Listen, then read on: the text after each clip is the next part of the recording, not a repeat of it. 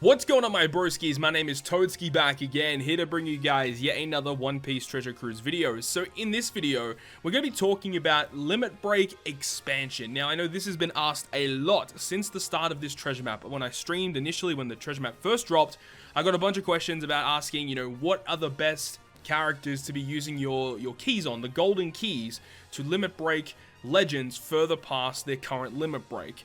Now, this specific list that we're going through in this video today, it is going to continue to grow as time goes on. Obviously, more legends will get access to the limit break expansion, and when that happens, I'll be making videos about those characters as well. So what we're going to be doing is going through every single one of the legends that are going to be releasing with the limit break expansion, and basically just run them down as to whether or not they're worth giving a key to. Now, the reason why I say that is because the amount of materials that are required to max limit break a character is absurd.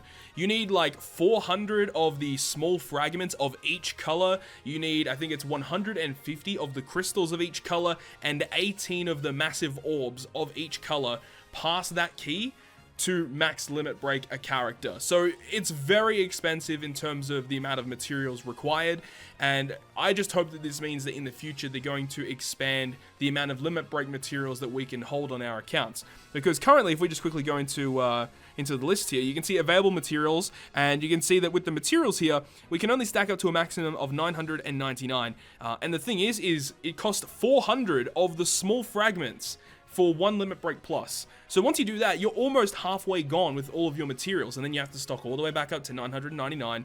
It would just make so much more sense if you could go past that to 9,999, and you wouldn't really have a problem. Most people would have had, probably capped that out probably by now if that was from the beginning. But let's go ahead and go through it, because there are quite a few legends to go through. So we're going to start off from the lowest ID to the most recent ID character that is going to be receiving a limit break expansion. So the first character is going to be Legend Marco. Now, interestingly enough, Legend Marco just got his Super Evolution on JP, or it is going to be releasing very, very soon. So with Marco and his limit break key, obviously all the characters get stat boost. That's a given. I'm not going to be talking about their stat boost, but some characters get added effects. Specifically with Marco, he gets an ability where he gets 2 turns of cooldown reduction, which is great. So when you go ahead and do that, he's going to go down to a 14 turn cooldown. So that's very, very good. The thing is, though, is it worth spending all of those materials on characters like this? I personally would suggest using the limit break expansion system on characters that you use literally like 99% of the time. So characters that are very, very common. Marco, yes, he is a good unit, and especially with his Super Evolution, he does get even better. But with the materials that we have, I don't think it is worth spending a key on Marco. The 2 turns of cooldown reduction is very, very nice though. So the next character on the list is going to be Blackbeard. Now, this is one that a lot of people have been hyping up for good reason, and the main reason is because he gets a buffed captain ability. Before we get to that though, he does get 2 nodes of special cooldown reduction. So he does get 1 there, and the one further on is an additional 3 turns. So he will go down to a 14 turn cooldown. That's 4 turns of cooldown reduction, which is very good. Though, you have to look at things here. He only provides a 30% HP cut. Now, if he's a captain, that goes through barriers. If not, it's just a 30% health cut. So it's nothing special, nothing really that special. But he does get a buffed captain ability, as we said. Now, his buffed captain ability will go ahead and change it so that his base multiplier goes from a 2.75 attack boost all the way up to a 3.25 times attack boost. So it's a pretty good buff to his captain ability, though remembering it is Blackbeard we're talking about here. He's not a character, even with a 3.25 captain effect, you're not using Blackbeard to clear content. You're just not. Even if he's like your only legend, even that at that point, there's so many other free-to-play units that are just better.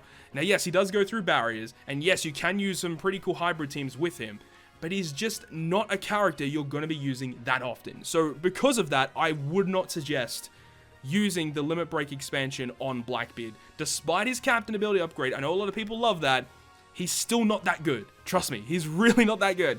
So moving on is version 1 Whitebeard. Speaking of characters that aren't that good, this guy. Now, Whitebeard does get a node of cooldown, so he goes down by 2 additional turns, which will make his special ability a 15-turn cooldown. Now, he does a little bit more than Blackbeard compared to him in terms of special abilities, but his HP cut does not go through barriers. He still shuffles your non-matching slots, including block, and he does give you some cooldown reduction. Not great. Again, another character I would not suggest using the limit break key on. The next one is going to be Usopp. Now, Usopp does have two different forms, of course, with his 6-star plus and his 6-star form. We'll go through just one of them because it's the same limit break for the same character. He does not get a buffed captain ability, which is a really bad thing. And a lot of people would have loved that for Marco when he got his limit break plus before his super evolution. People were hoping he was going to get a buffed captain ability, and he didn't. So it's kind of odd that Usopp didn't get one at all, but he does get 1 turn of cooldown reduction, which is interesting. He goes down to a 12-turn cooldown, whereas the 6-star form will go down to a 20-turn cooldown, stage 1 being a 9-turn cooldown. So that is a pretty good buff, I would say, but again, you're not using Usopp on the regular. That is just straight facts. The next one is Stronghold Ace, another one that a lot of people like to talk about because he does also get a buffed captain ability. So in terms of his cooldown though, he gets 1 turn of cooldown there and 3 turns there. So same as Blackbeard. So he gets 4 turns of cooldown reduction going down to a 9-turn cooldown, which is actually pretty good.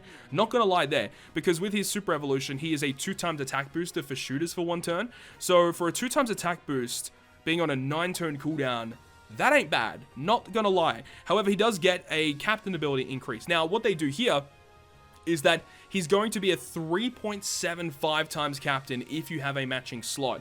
If you don't have a matching slot, he is still providing a 3.5 times attack boost. Now, if we're going to compare the two limit break expansions of Blackbeard and Ace, Ace is definitely the better character to limit break here, especially because, you know, we are getting the Halloween Ace very, very soon, which is another buff to the shooter class. And if you don't end up pulling that character, you can definitely still use a captain like this with hybriding the Halloween Ace, and you can still run a shooter team.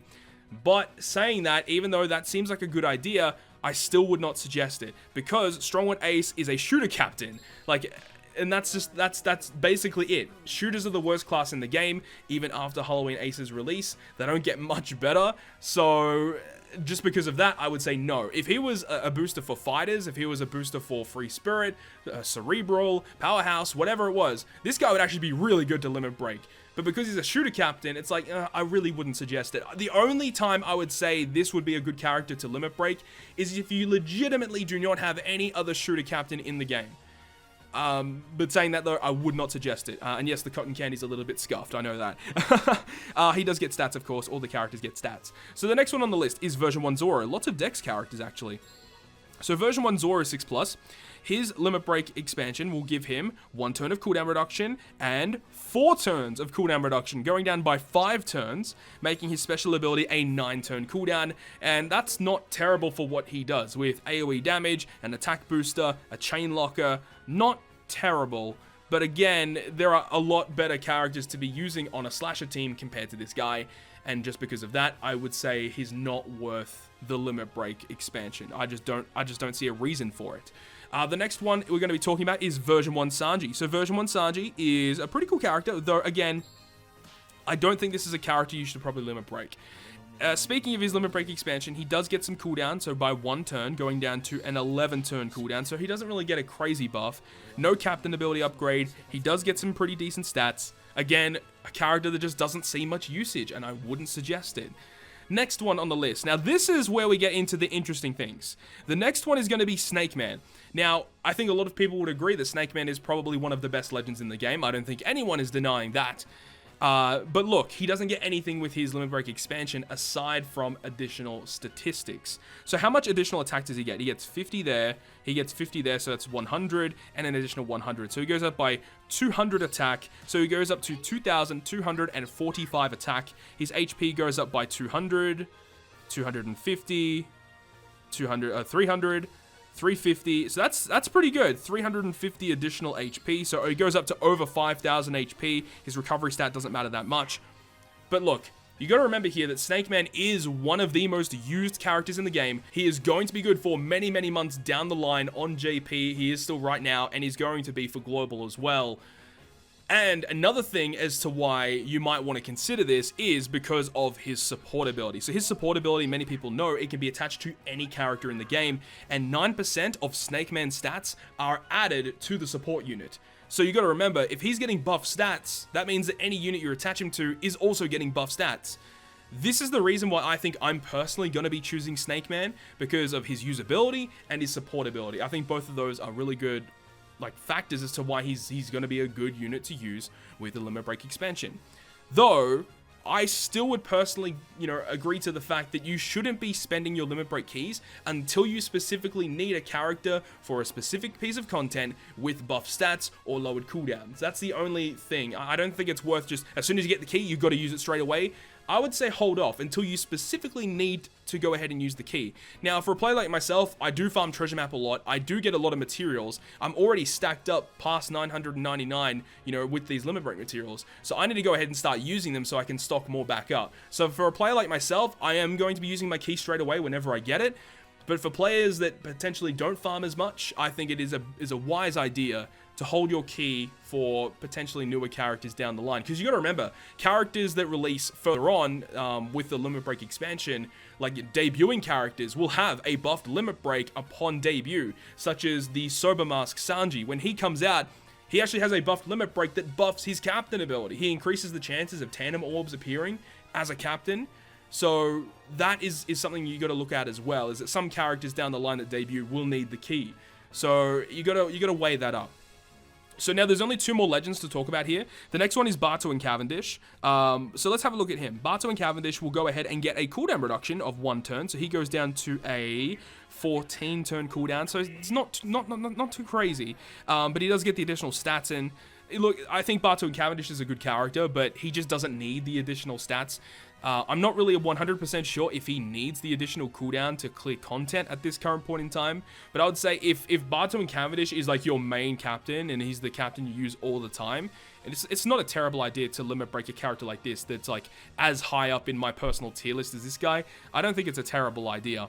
And then the last legend we're going to be talking about is actually version 1 Doflamingo. So V1 Dofi, another character that doesn't really see much play in the game. He does get some cooldown by 1 turn. Unfortunately, nothing too crazy. He goes down to a 12 turn cooldown with the Limit Break, and he gets additional stats. Now, there is something else that we need to talk about very briefly here. So the thing is there are 2 different types of keys. There's the gold keys for the legends, and then there's the blue keys for treasure map characters. So every time there is a new batch of Limit Break expansion characters, they will introduce some treasure map units that also get an expanded Limit Break. Now, you do not need like the materials of the unit, like the treasure map Limit Break materials, to expand their Limit Break. You can just use regular colored materials. But the 2 units that actually received a Limit Break expansion with this new update one of them was Whitebeard from the treasure map. Let me go ahead and find him real quick, which I have actually gone ahead and maxed his Limit Break already. Now, the main reason why I decided to do this is because of this ability. He gets 3 turns of cooldown reduction, means that he goes down to a 12 turn cooldown, which ultimately means that when you use him on other treasure maps, because of him being boosted and you get reduced cooldown with sockets as well, and the host ship, like, you don't need to stall to use his special moving through a run during the treasure map. Previously, on a 15 turn cooldown, dude, you literally had to stall to get his special ready. But now, with this, it means if there's any mob stages or anything, you can just wave clear it. Makes it so much easier to run through content with him at a maxed Limit Break. Now, his materials that he requires, like the treasure map units, they don't require as many materials as the Sugo Fest exclusive characters, which is good. So I would say, pick and choose whatever you want for the treasure map units, but as I said before, I do think you should save your keys until you specifically need a character for a piece of content. That's what I would suggest. So he was the first unit that got one, and then another character that also received a buffed Limit Break was Treasure Map Ace. Treasure Map Ace does get a cooldown reduction of 3 turns, mind you, which is very good. So he goes down to like a crazy, 11 turns down by 3. 8 turn cooldown for his special is absurd. But again, if you're using him on Treasure Map, you don't need that anyway because his cooldown's already low enough. If you're using him in regular content, that's fine because his cooldown is already low enough. 11 turns is very good for what he already does. So yeah, you don't really need to, go for the cooldown here. The only reason you'd want to do this is if you'd want the additional statistics, which I don't think many people really care about all that much. Obviously it makes a difference, but it's not a requirement to make him like a really good unit. So I went ahead and did the Whitebeard, as I said, and as you can see, when you go ahead and max Limit Break a character with their expansion, the border of the character actually changes. So it becomes like more of a rainbow color, and the max text actually changes to a green color, which is interesting. So that's about it, guys. That's the full rundown of all of the current Limit Break expansion characters on One Piece Treasure Cruise Global. Of course, more will come in the future, and I'll make a video about them as well. but that is basically it. So the only characters that really seemed good is, you know, Strongwood Ace, version 1 Ace, if you literally don't have any other shooter captain. Snake Man, because he's got great stats, he's still one of the best characters in the game for clearing content, and a great support ability. And the last one is Barto and Cavendish, only if he's like the only good legend you own. That's the only reason I would really suggest it. But as I said, it's better to hold your keys and use them when you actually need them, because then you'll be ready to go whenever you need them for any piece of content. But anyways, hopefully you guys enjoyed the video today of breaking down this stuff. Hopefully you learned something, and if you guys want to stay up to date with all the content that I post, including more One Piece Treasure Cruise content, make sure to hit the like button. And if you want to stay up to date with all the content that I post, including more One Piece Treasure Cruise content, make sure to hit the subscribe button down below. But on that, guys, I will see you guys within the next video.